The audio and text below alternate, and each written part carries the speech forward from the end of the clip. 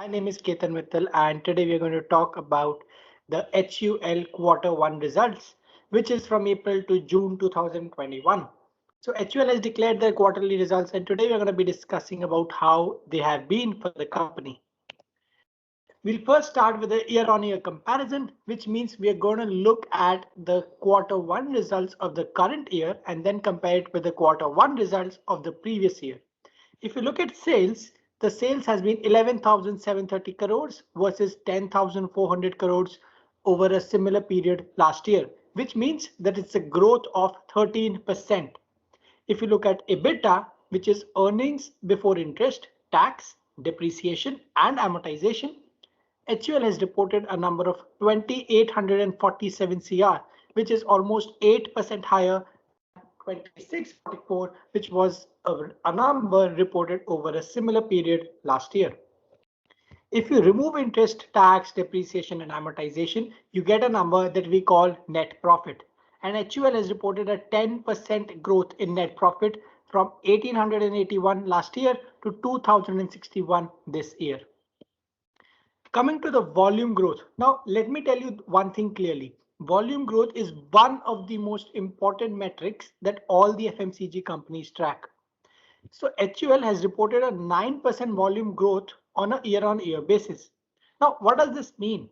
Now, this means that if HUL was selling 100 units last year, similar quarter, they are now selling 109 units in this particular quarter. Now, this particular volume growth is suggestive of what is the demand in the economy. Volume growth is high, which means the number of units that are being sold are higher, which means that there's an increase in the demand in the economy, which is why I tell you that this is one of the most important metric for all the FMCG companies. Now, let's look at all the divisions where HUL operates in. HUL operates in 3 divisions. One is home care, the other is beauty and personal care, and the final one is the foods and refreshment category. In home care, they reported a sales mix of 33%, which means that 33% of the total sales are coming from this particular division. And in terms of the absolute sales, it has shown a growth of 12% over last year.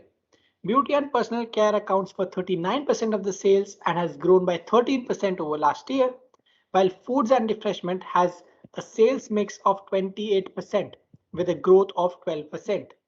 Now, in the previous slide, we discussed that the sales has grown by 13% on a year-on-year basis.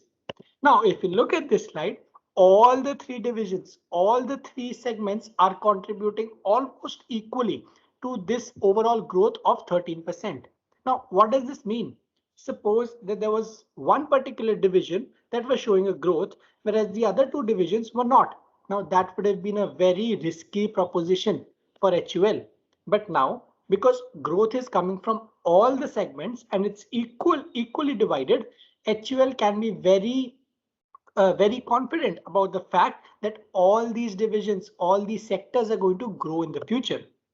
Now, let us look at what the HUL management has to say about the future outlook of the company. Now, they're cautiously optimistic in the near term, and this is okay because this particular quarter was hit by the second wave of COVID.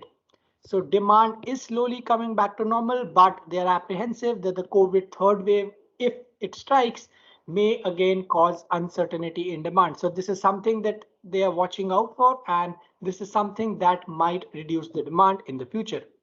One very interesting observation is that the rural growth has been faster than the urban growth.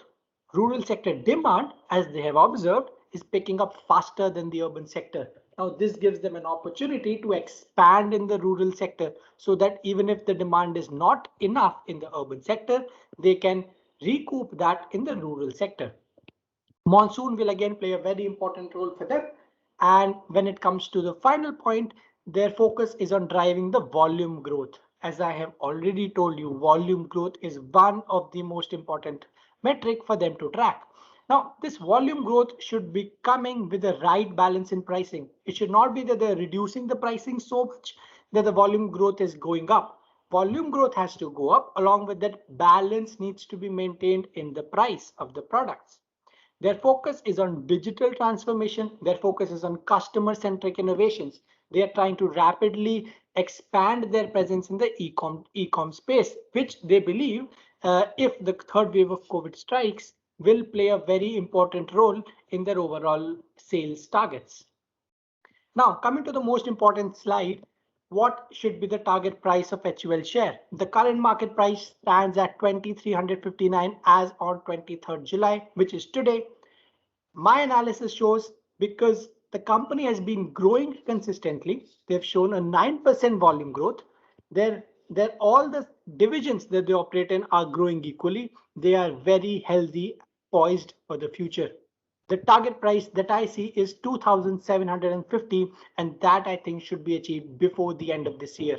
The upside is 16.6% from the current levels, which means if you're going to buy it today, you can earn a profit of 16.6% before the year ends. So I'm very confident, based on the results of HUL, that this target is very likely to be achieved. All right, that's it from my end.